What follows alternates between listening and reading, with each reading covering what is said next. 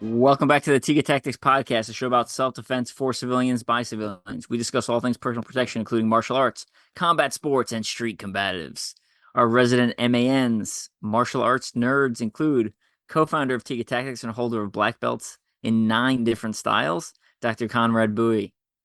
Hello, everybody. And we updated your bio there, Conrad. Patrick Thank told you. me you had earned another one in Aido, so Yep. I'm just the arts nerd. we also have black belt holder in 4 different styles and the other co-founder, Patrick Vuong. Greetings, everybody. It's great to be here. Thank you for joining us.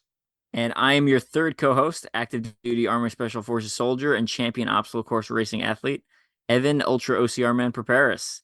Today we're going to be talking about gun defense, so unarmed versus a gun. And I feel like whenever at least when I picture like unarmed versus a gun, I feel like when I talk to people, they're like, well, if someone has a gun, I'll just die. They're either on that side of the spectrum or they're the opposite side where it's like, oh, I know this super secret fancy move where I slap the guy and tickle him and then like he drops the gun and I catch it. or at least, come on, John Wicket. Yeah. Like I know there's a lot of like gun. I've seen a bunch of people on like YouTube, like maybe not YouTube, or like TikTok, Instagram type stuff where they do like these crazy gun disarms. And yeah, so we're just gonna be talking about what like real gun violence looks like and what you know what are some possible solutions. So who wants to start us off here? Yeah, I would say you're right. There a lot of people just look at it from 2 points of view. It's, oh, I'm just gonna die, or I'm super soldier, Captain America, and I can stop any gun. And really, when you watch the footage of real life attacks, you'll see there's actually there are patterns for sure, definitely. But I would say the a gun threat or a gun attack is probably the most unpredictable one out of all the 4 common weapons used in a violent street encounter. And so it's important to know that you can survive a gun threat or a gun attack. And I am using those 2 phrases, gun attack and gun threat, because they are different, but we'll get to that later. It's important to understand that you can survive these things. And so how do you survive them? It's first do what we do, which is we watch a ton and a ton and a ton of video of real life attacks or threats in this case. And then you can kind of start formulating your solution based on the patterns that you see. And that's really important to do. A lot of other combatives systems, they'll base their solutions off of other things they've learned, say against a knife. They'll do knife disarm against a gun, or they'll do boxing against a gun, or they'll do kickboxing against a gun. And then when you get even more theoretical, you get into the traditional martial arts, they'll start doing what I would consider super theoretical, as in it will never work in real life, you know. Um, and that's because traditional martial arts are based on ancient systems that were meant for other types of weapons. You know, we're talking fighting against a sword or fighting against a spear. We're not talking about fighting against a gun. And so it's important to understand that reality and then try to base your solution based off of the reality. And the only way to do it really is to watch real life footage, which is, I think, what separates Tiga Tactics from a lot of other self-defense martial arts combative instructors. Would you agree, Conrad? Yeah, talking about the martial arts sometimes, like what you were saying, it can get very theoretical. And sometimes I feel like people want to get very unique. Like, oh, check out this disarm or this move, and you've probably never seen anything this exotic. And it's just sometimes a common thing amongst martial artists to try to one up each other and try to be more sophisticated in their response, or possibly even cooler looking in their response as well too. So yeah, that can be an issue as well too when you're looking at martial artists trying to disarm a firearm as well too. And I remember when I was in traditional martial arts, whether that's Taekwondo or Kali and Jeet those kind of things. Whenever the firearm was addressed, I thought it was either addressed poorly In other words, I thought, wow, would that really work? Okay. Or it wasn't addressed at all. Like, oh, okay, if somebody pulls out a gun, just give them your wallet. That was the response in some arts because they didn't really study it and try to look at it from a logical perspective. And that being said, if there's any advice that we give today, or if you decide to train with us, or if you get our program, it's a very personal choice whether you decide to act or you decide to comply or you decide to do anything. That's going to be your own choice. So get as much information as you can get as much training as you can, get as many data points as you can, and then you can make a better decision, a more informed decision afterwards. I feel like we should. I want to back up just a tiny bit. So, do you, when we talk firearms, I think some people would be like, "Well, that's firearms are not martial arts." What's your opinion on that statement? Either disarms or using them, both sides of the coin there. Right. Well, I'll talk about using them first because I'm known as a martial arts nerd, like you and Patrick as well too, Evan. Uh, and sometimes I post some of my firearms training, and I receive comments from other martial artists saying, "Oh, I can't believe you're doing this," or I recently received one that says, "This post upsets me." Uh, and I'm thinking that's interesting because when we look at traditional martial arts, like even the Shaolin Temple, you look at monks training martial arts, and they trained with broadswords and they trained with spears. And there's no other function for broadswords or spears other than killing something. And so these martial artists or even monks, they trained with weapons of their time that was designed for killing. And so, if you just look at that and go, well, traditional martial artists shouldn't learn firearms. Well, we're just moving forward in technology and we're just using what is the technology available to us and what is also legal in certain countries. So always stay on the right side of the law, in my opinion. If it's legal in your country and maybe it's considered a weapon other than a tool, then and as long as it's legal, I think you should train it because I'll tell you what, I believe the Shaolin monks, if they took that attitude of training with spears or sabers, what the Chinese call a broadsword, those implements, those tools, if you will, there's only one reason to use those things. They're implements of death and war. And same thing with the firearm. If you take that to more modern times, we were doing the same thing. So I don't think that argument holds water. Yeah. Now, training against a firearm, again, it might be cultural as well too. I believe the U.S. has, in certain areas of the U.S., there's a gun culture, and guns can be accessible and available to criminals. And if you're a complete martial artist, you definitely want to have experience. You want to have some study and practice and training in protecting yourself against those weapons.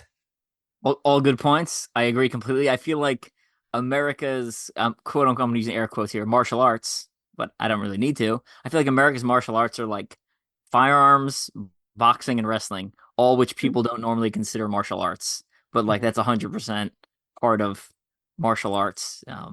As military, I use guns for my profession, and that is like the martial way, right? It is the art of war, right? That's preparing for battle, and the battlefield of today has guns, so you should learn them.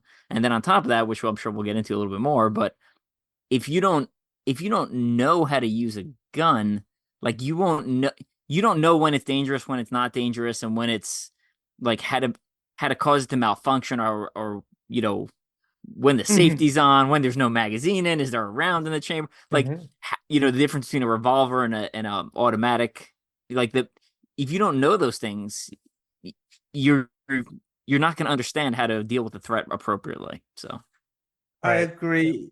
Oh, go ahead, Patrick. No, I was going to say, kind of going off of what you said, Connor, with Shaolin monks, that's in China. You can jump over to Japan nearby and look at the samurai. And a lot of people look at the samurai as, oh, wow, these are such noble warriors. They had samurai sword, they had spears, they had all kinds of stuff. But guess what? As time went on, they actually start to incorporate firearms as well. Who's to say that firearms shouldn't be a part of martial arts, because you have samurai who learned how to use firearms, incorporated into their armies, and used it along with their swords and their spears and their bows and their arrows and everything else.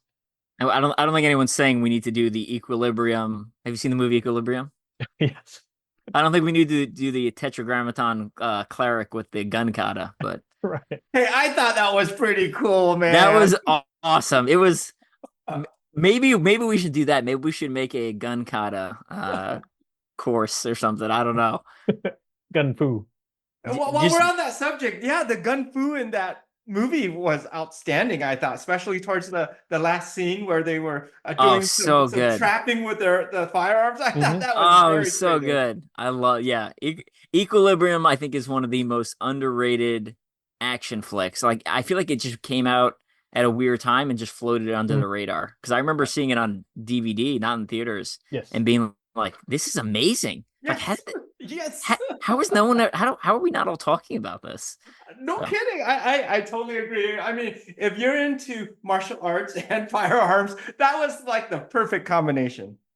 Yeah, I'll give you a little insider tip. I learned, I'm not going to say from who, but I used to do stunts. And so I have a friend in the stunt industry who told me that Jeff Amata actually choreographed all those fight scenes. So Jeff Amata, for those who don't know, he's a student of Dan Inosanto, who is a student of Bruce Lee. So you've got this amazing lineage, a martial artist with incredible talent and skill, and very versatile. He choreographs all the scenes, and then one of the producers, I believe, basically screwed him out of the job and said, "You know what? We're gonna go with a different dude."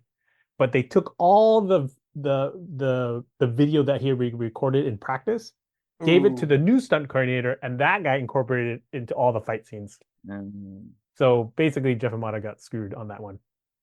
They need to decide now. They need to do a sequel. They're big into like waiting, 15, 20 years to do sequels now. So Right. this feels like prime sequel material. Oh yeah, absolutely. I agree. And maybe they will reveal some more advanced gun katas. Yes. Okay. We strayed wildly off topic there. Sorry. Let's so we talked a bit about that. Let's talk a little bit about gun threat versus gun violence, I believe is the term you used. Yes. So there is a difference, and I wanted to call that out earlier and explain it now, that there's a difference between a gun threat and a gun attack. And a lot of people who never even considered this will be like, what's the difference, right? A gun attack is basically they're shooting at you. The only thing you can do is run for cover. And then whereas a gun threat is the typical scenario in which a robber or a rapist or somebody walks up to you, points a gun in your face, and says, "Give me XYZ. Give me your money, give me your body, give me your kid, whatever they want," right? And so they may be a certain distance from you, but they are not actively shooting you. And I think it's important to make that distinction, because what you do will be determined by how they're threatening you versus, there's a lot of fancy techniques and things like that and all these like crazy disarms, but it won't work if they're just shooting you in the face, right? Right. So it's really important to understand, like, you've got to have this fine line of when you should act or when you should not act, as in, just be passive. And you can act by not necessarily doing physical techniques, punching, kicking, things like that. You can act by using verbal skills, right? So we can get more into that later, but I just wanted to make that distinction, that basically one is like kind of like a robbery scenario, and one is they want you dead. Yeah, that's an important distinction to make. So as a member of the military, I have experience in gun attacks, gun violence, right? So that's what happens overseas in Iraq. I don't have a first-hand experience in gun threats where like someone is like when someone's pointing a gun at me, I find out because someone is physically shooting at me. Like they're not announcing their presence and then pointing and making threats. So the military doesn't really we don't do a lot of preparation for gun threat. It's just a matter of like, oh, someone's shooting at you, you call out distance and direction and you start firing back and maneuvering. There's not like in I feel like in some of the old World War II movies you see like these got me at gunpoint and I spin around and you know, chop the gun out of his hand and then do whatever. We don't. That's not part of the Army Combatives program anymore. They did have some similar stuff like that. If we go back to World War II into Fairburn, some of his, if you look at actually his Defendu, his style of martial arts, there he does do some like a guy's got his gun pressed into the center of your back. That situation, while that may have happened in World War II, it's just not common on today's battlefield, at least with the last 25 years of operational stuff that's been going on. Yeah, I think that's pretty. I would imagine in a war situation that's pretty uncommon. Yeah, I mean, I'm guessing from the World War II, it had to do with prisoners of war and basically initial capture. But theoretically, if you're at initial capture, things have already probably gone pretty far downhill.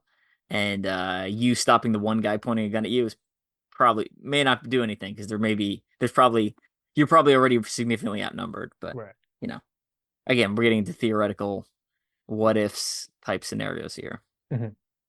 Yeah, so back to the urban environment with the gun threat. I suppose if somebody's pointing a gun at your face, that's not a bad thing because, like Patrick said, they could just be shooting you. If they wanted to kill you, they would just be shooting you. So if they're pointing a gun at your face, there's a way out possibly. So that's a good sign. So we've been kind of dancing around the topic, talking about gun threat and gun violence, but you guys do have a solution based off CCTV footage, the pistol defense course as part of one of the 4 flagship courses of Tiga Tactics. So how did you come up with this program? This program was something that I personally wanted to have as a martial artist, because as a martial artist, before I became interested in firearms, which I always was, but I never had that time. As a martial artist, before I became interested in firearms or started training in firearms, it was kind of a blind spot for me. I knew that that's something I want to learn, how to defend myself against a gun threat. And again, different arts had some different things, but no one really had a solid solution. No one addressed it very completely. Once I got into training firearms, I thought, oh wow, okay, I see how these tools work. I see, and then of course the footage as well too. I see how people use this as a threat, and then from there, I studied other arts that had their own solutions, like Krav Maga has their certain solutions, and some other arts had their certain solutions, and I kind of try to figure out what makes sense. And we went back to the PRO system as well too, to make it modular along with our other courses. So the PRO fits into those other courses very nicely as well too. So it's just a simple solution based on gross motor skills, gross motor movements. That's modular with our other programs as well too. I remember when you guys launched this one, I was very curious to see what the solution was going to be because I was like, yeah, how do you deal with that? Again, because like I said, the military training is all about gun attacks. It's not about gun threats. So I was kind of curious to see, and after watching it, I was like, oh yeah, this totally makes sense. Like it passes all the common sense checks. I think it's way better than anything else I've seen and any of the flashy stuff I've seen on the internet. So highly recommend people checking this out. Both the online course and then you guys also have a seminar coming up. Do you not? Yes, we have a seminar. It will be in October in Fullerton, California, which is Southern California. not too far from Disneyland, and so that's another reason to come to the seminars. You can train with us and then take a mini vacation to Disneyland. But if not, it is it's going to be on October 19th and 20th, and it's called the Worst Case Defense Seminar, and we call it the Worst Case Defense because you're defending yourself against the worst case scenarios. Two of them being a gun threat and the other being a knife attack. And so we're going to give you both solutions to both of those types of situations. And it's those two are probably the most common scenarios that we get asked. People are really afraid of guns, obviously, because gun violence is on the rise in America and around the world. And knife attacks have always been prevalent all over the world. And the whole skyrocketing rates of unprovoked attacks has not helped that situation at all. And so we're going to tackle both those problems.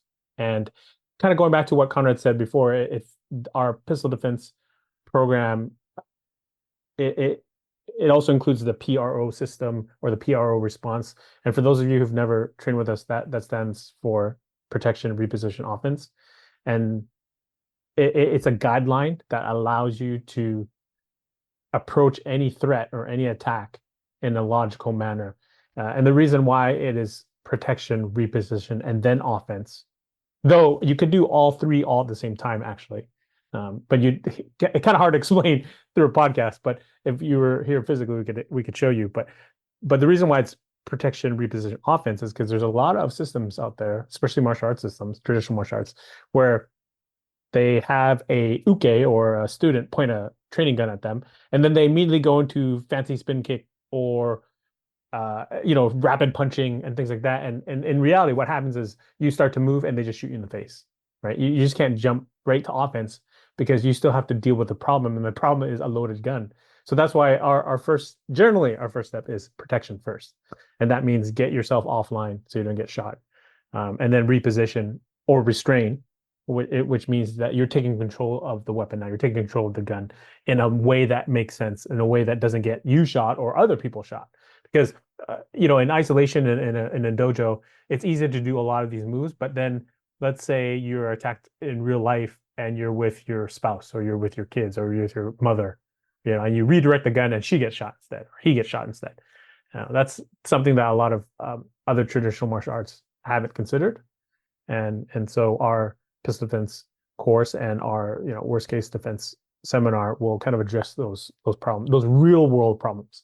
Yeah, I really like that about considering other factors when dealing with a firearm, right? Like you said, a lot of the ones I've seen online, at least, like they're like, all right, well, it's you and the other person in a completely sterile environment where, if the gun goes off, it's not going to hurt anyone else, as long as it doesn't hit you too. And it's like, well, that's not real life. That's not the way things work. Mm-hmm. So I really like that about the course, and then the PRO, that modular system, both with the toolbox and then that whole concept. It allows you, as you take multiple courses with Tiga Tech, it's very easy to remember because it's like, okay, well, what was the P for this one? Okay, it was that. What was the R for that? And then it makes it very easy to remember all the different systems and threats, so you can actually perform them effectively. So, really good, really good job with this one, guys. I don't know, I really enjoyed it. I thought it was very well done, and and your knife one too. Evan loves knives here, so I'm always researching knife stuff. We can question if that's if that's healthy for me, but I'm always in the process of looking stuff up, and I still have yet to find what I think is a better solution for unarmed versus knife. And there's a lot of people who come up with solutions, and a lot of them just don't take into account what real knife attacks look like and what it's like trying to control a limb that's essentially trying to stab you. A lot of them still use the old school karate traditional, I'm going for the one big thrust and then I'm leaving my arm, posted out. And it's just like, Right. it's just not what happens. I mean, we can watch videos all day and that's 100% not what happens. So if you're not going to use Tiga tactics exclusively for the knife defense, I would still start here. because you'll be able to see flaws in other people's unarmed knife defense. I'll say that. Wow, that's cool. Yeah, That's an awesome compliment. Thank you. yeah. Thank you Yeah. very much for that endorsement there, Evan. And There are a lot of dudes, a lot of ladies who use like a grappling base to control the knife, but a lot of them don't deal with that, like that sewing machine psycho stab, that repeated attack. They're just like, oh, well, I just grab his hand. You're like, you're just gonna grab his hand? Like you got you got super speed reflex. You're just gonna like latch up, like, I don't know, man. That's pretty hard to do if you've ever done it against someone who's like really trying. So it's not impossible, but the percentages might be a little more difficult. yeah. But back to this firearm defense course here. As I mentioned, this is something that I would have loved to have when I was in martial arts before I got into firearms and training with firearms. And I think it's also perfect for beginners as well too. You don't have to be a martial artist to get benefits out of this program, whether it's on video or with us, because you've seen the program, Evan. It's almost, I don't want to use this word, but stupid simple. It's almost too simple, the solution to it. Once you see it, it's almost like a magic trick. When you see a magic trick, a lot of times I'm thinking, how in the world did they do that? And then when they reveal the secret, it's like, oh, that's it. Oh my goodness. Yeah. But, Yeah. the solution to especially this pistol threat here, it's almost too easy once you see it. I agree. That's a good way to describe it. And I think it's also very beneficial of your law enforcement as well too. But just for anyone who wants a new perspective on how to deal with these firearm threats, pistol threats. Any final things we need to cover on the pistol course, or where can people find information about the in-person seminar coming up? We'll definitely include links down below. It'll be it'll be in Fullerton, California, Southern California. It's again, like I said, close to Disneyland. So if you're not in the area, make it a little mini vacation. We're probably an hour's drive away from Los Angeles, so you can also go to Universal Studios and Hollywood, all that good stuff. And you can go to Golf and Stuff, made famous in Karate Kid. Right. Yes.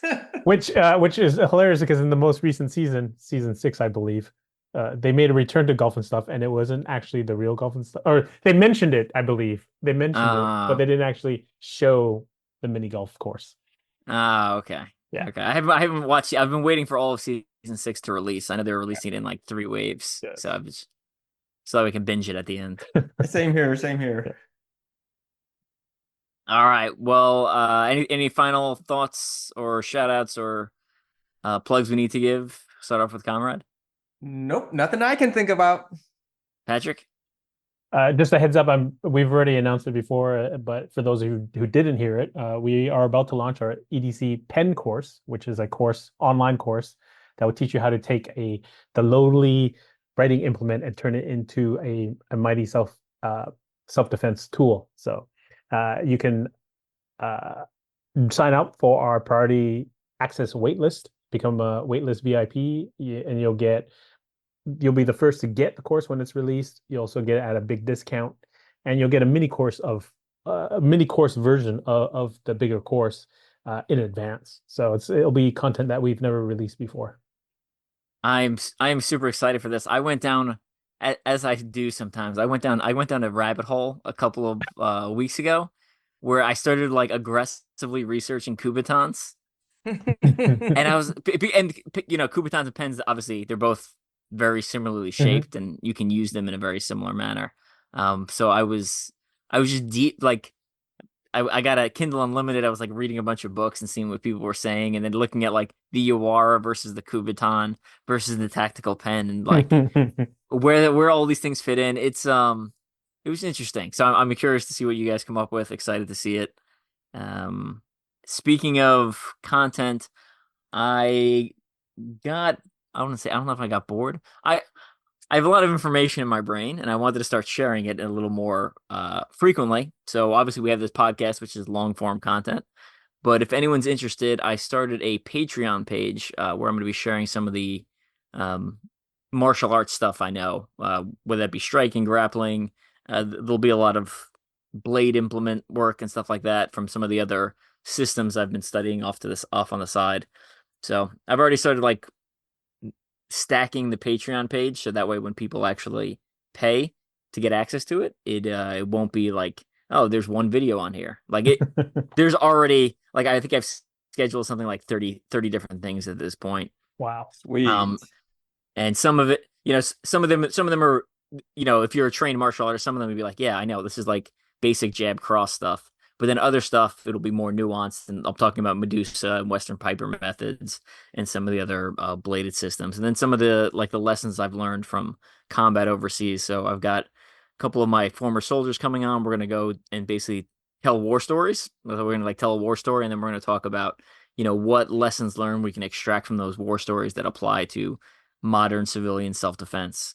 So one, it'll be fun for me to catch up with some of my buddies and relive some old times. And then two, I think it provides an interesting input for you guys, and then also lessons that are actually applicable. It's not just like, oh, here's a cool story you can share a beer over. So some good stuff planned. I've also my documentary Ultra-OCR Man, the 24-minute one, which normally costs $10 to buy, will be available on there for Patreon members. And so it's super cheap to get in. It's like $5 or $10 depending on which level you want. The $5 one is gonna be mostly short videos, and the $10 one will be like short videos plus some longer form content. So you guys check it out. It's patreon.com/Greek Combatives. And then we also released the Tiga Tactics Runner's Walker and Hiker's Guide to Self-Defense. So I'm going to drop that link down below. I packed a ton of information in there. Patrick wrote the forward to it, and I'm sure we'll talk about that. And if he also designed the cover, no big deal. I'm sure we'll talk about that more in a future episode. But if you want to hear a lot of these self-defense tips specifically for runners, walkers, hikers, if you have a friend or wife or spouse or you yourself, I think it's a great starting point to get a lot of the information condensed into a single book. So the hard copy's up on Amazon right now. The digital copy will be up at the end of the month. So I like hard copies, but whatever Yeah, floats I your boat got there. my hard copy and I like it. It turned out really well. And it's for runners, hikers, walkers. I mean, if you can walk and who doesn't walk, I Yeah. mean, a lot of people walk, and there's plenty of people hike. If you're walking with friends, or you're pushing your baby stroller, or walking your dogs, this is for almost everybody. Yeah, yep, 100% agree. All right, check those links down below. All the stuff we mentioned will be down there for you guys to check out, and we will see you in the next episode. Thanks, guys. All right, bye everyone.